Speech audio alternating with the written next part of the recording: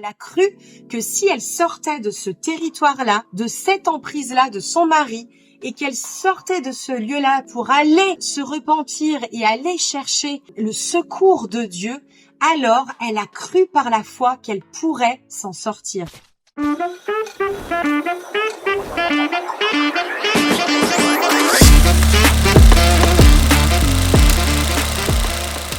Hello. Alors, j'avais envie de vous faire une vidéo sur un sujet qui me tient particulièrement à cœur, qui revient souvent dans mes vidéos. Souvent, je parle de la veuve et l'orphelin, des personnes qui sont opprimées, des enfants, des femmes, même des personnes âgées, bref, de beaucoup de personnes qui n'ont pas de voix ou qu'on a comme muselées. Toutes ces personnes qui ne peuvent pas sortir de leur situation parce qu'elles ne peuvent pas parler. Et aujourd'hui, j'avais envie de m'adresser à vous, mesdames, mesdemoiselles, les jeunes filles, en tant que femmes, parce que je sais que depuis des siècles et des siècles, la femme est opprimée, la femme est harcelée, la femme est persécutée. Et j'aimerais vous encourager aujourd'hui au travers de la parole de Dieu pour vous, mesdames. Il y a tellement de passages dans sa parole, tellement d'histoires de femmes qui s'en sont sorties, de femmes qui ont écrit l'histoire. On en a beaucoup depuis de nombreuses années. Mais aujourd'hui, j'aimerais ni vous parler d'Esther, ni de Déborah, mais j'aimerais vous parler d'Abigaël. Abigaël, c'était la femme de Nadal. Nadal, c'était un homme très riche qui avait beaucoup de possessions. Il était envieux, il était orgueilleux, il était méchant, il était probablement très violent et il était méprisant. Et puis, je sais pas j'ai pas tout étudié, mais Abigaël était la femme de Nabal. Sauf que Abigaël, on la retrouve comme une femme qui est remplie de bon sens, de sagesse, qui est belle, qui est douce et qui recherche la paix et l'unité. En fait, ce qui se passe, c'est que le roi David, dans des temps anciens, avait pu aider Nabal lorsqu'il était en difficulté. Et donc, on se retrouve dans 1 Samuel 25, et là, c'est le roi David qui demande de l'aide. Alors, il écrit une lettre au roi Nabal et il lui demande de l'aide en lui disant, écoute, voilà, je vais envoyer mes serviteurs, ils sont dans ton territoire, ils ont besoin d'être rassasiés, ils ont besoin d'être nourris, ils ont besoin d'un lieu de repos. Est-ce que tu pourrais faire ça pour mes serviteurs?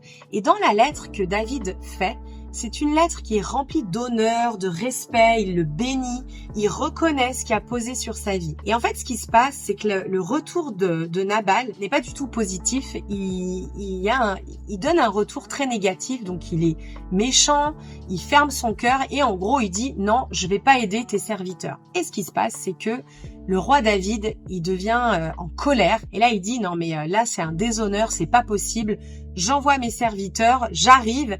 Mais là, j'arrive pas du tout pour la paix, j'arrive pour la guerre. Et ce qui se passe, c'est que Abigaël, les serviteurs de Nabal vont à la rencontre d'Abigaël et lui expliquent la situation. Il lui dit, aïe, aïe, aïe, ça sent le roussi.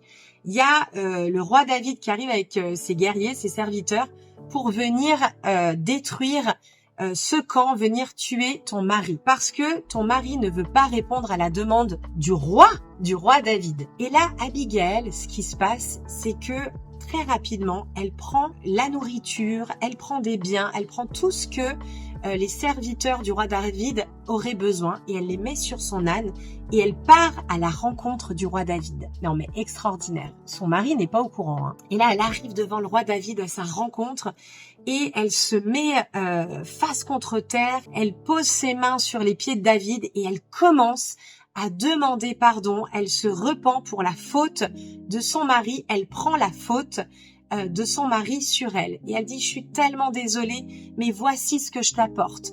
Et c'est comme si elle apaise le cœur du roi David en amenant la paix avec une provision. Et donc le roi David se calme et il accueille finalement cette offrande, il reçoit le cœur de cette femme Abigaël qui est remplie de sagesse.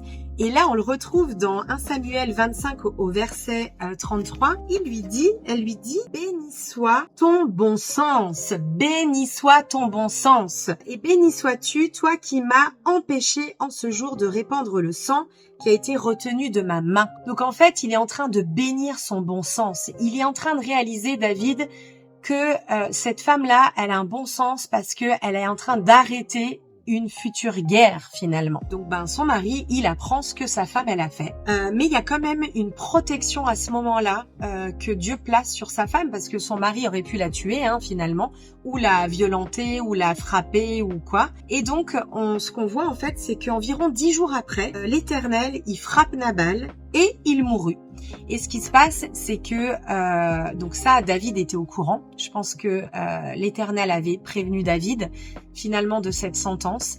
Et je pense que l'Éternel, Dieu, avait prévenu David que il ne fallait pas que cette femme remplie de valeur, de bon sens, de sagesse, de douceur et d'amour reste seule. Donc il l'a pris et il l'a pris pour femme.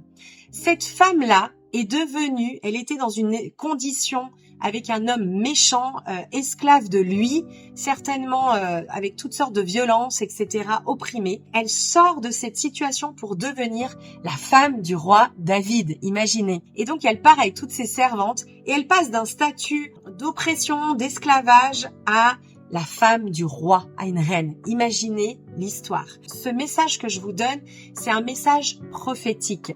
David, à ce moment-là, aurait pu être représenté par Jésus. Et cette femme qui arrive au pied de Jésus, imaginez, elle déverse son amour, elle se repent et finalement elle va chercher la bénédiction au pied de Jésus. Comme cette femme samaritaine qui a reçu la bénédiction, qui venait d'un peuple étranger, comme Marie qui a déversé son parfum sur les pieds de Jésus, elle allait chercher sa bénédiction et elle est allée honorer le roi Jésus. Et David était ce message prophétique, préfiguration de Jésus en tant que roi. Et ce que je veux vous dire, mesdames, en fait, c'est que vous pouvez vous sortir de ces pires torpeurs, de la situation dans laquelle tu es, si tu te fais harceler, si tu vis du viol conjugal, si ça fait des années que tu es dans une situation où tu es pris au piège dans ton couple et que tu n'arrives pas à t'en sortir, je t'invite à aller crier au pied de Jésus et aller chercher cette aide. Je t'assure que Jésus va y répondre. Certaines fois, on a grandi et souvent avec nos croyances. On a cru aux mensonges parce qu'on a vu nos parents, nos grands-parents vivre dans ces conditions-là. On va croire, puis c'est inscrit en nous, que on va avoir cette destinée-là et que c'est notre histoire et que ce sera comme ça.